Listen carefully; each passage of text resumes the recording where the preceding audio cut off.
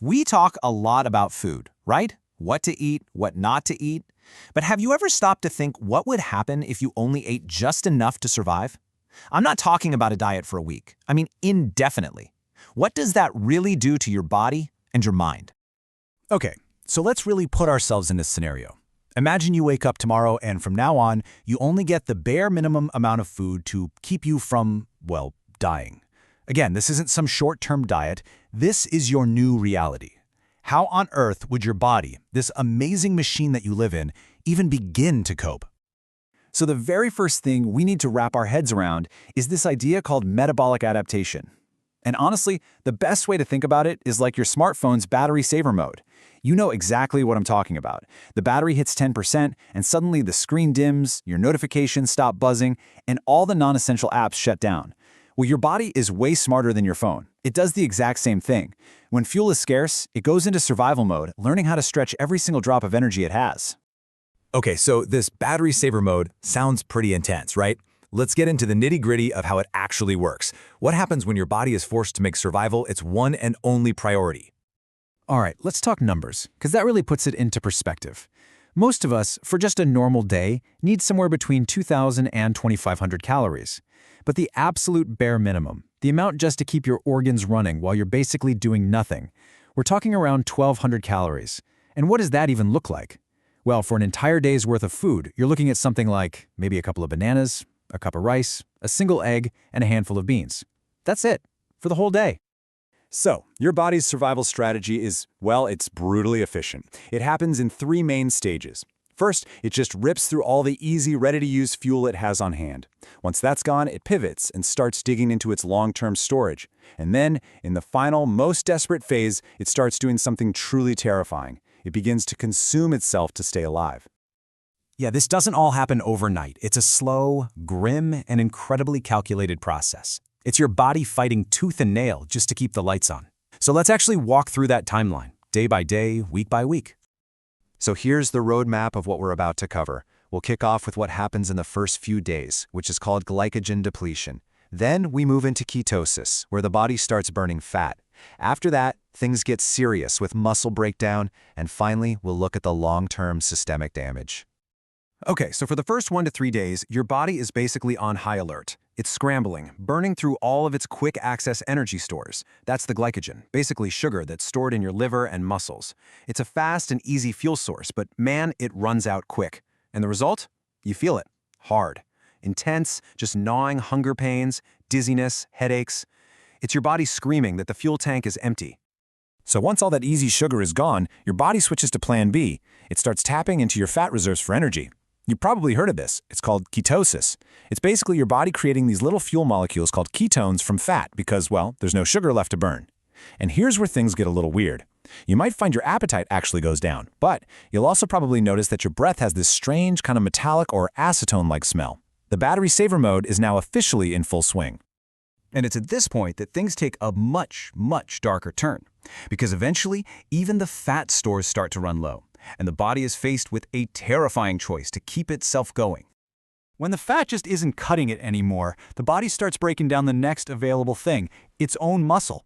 It's literally sacrificing muscle tissue for protein, and the cost of this is just immense. You'll feel cold all the time as your body temperature drops. Your strength is just gone. Your reflexes get sluggish. Just trying to focus on a simple thought becomes a huge struggle. And for women, the body shuts down the reproductive system entirely. Menstruation stops. It's the body's way of saying, nope, we can't afford this right now. At this point, you're not just weak, you're dangerously vulnerable. After about 3 weeks, the damage starts to go deep. It becomes internal, silent. Your immune system is basically shot, leaving you wide open to any infection. You'd likely have severe anemia, major vitamin deficiencies. And the really scary part? Your vital organs, your heart, your brain, they're now at risk of permanent, irreversible damage. The question at this stage isn't just if you can survive, it's what's going to be left of you if you do. But, this whole battle, it's not just happening in your muscles and your organs. The psychological toll is in many ways just as devastating. There's a whole other silent struggle going on inside the mind. There was this famous study back during World War II called the Minnesota starvation experiment. They took a group of healthy men and studied the effects of this very thing. And what they found was just staggering. Even long after the experiment was over and the men were eating normally again, they were psychologically haunted. They became absolutely obsessed with food. I mean, they would dream about it, talk about it nonstop. They'd collect cookbooks and recipes for years afterward. It was this shocking revelation of how starvation can completely rewire your brain. And understanding that psychological trap is so important. Because for many people, living in this state of extreme restriction isn't a choice they make. It's the tragic consequence of a serious mental illness. We're not talking about lifestyle choices here. We're talking about life-threatening conditions. Take anorexia nervosa, for example. It leads to that same terrifying physical breakdown we just walked through, the muscle loss, the organ damage, but it's all driven by this incredibly intense battle inside the person's own mind. Then you have conditions like bulimia, which involves these really harmful cycles of binge eating and then purging, and binge eating disorder, where large amounts of food are consumed, often as a way to cope with emotional pain. These illnesses don't just damage the body, they can completely take over a person's life. Okay, so now I want us to take a big step back. Let's zoom out from the individual experience, because for a truly staggering number of people on this planet, this whole scenario, it isn't some science experiment and it's not a medical condition. It's just their daily reality. 1 in 11. Just think about that for a second. 1 in 11. That's the number of people on our planet who face what's called severe food insecurity. And that's not just a fancy term. It means they genuinely do not know if they will have food to eat tomorrow.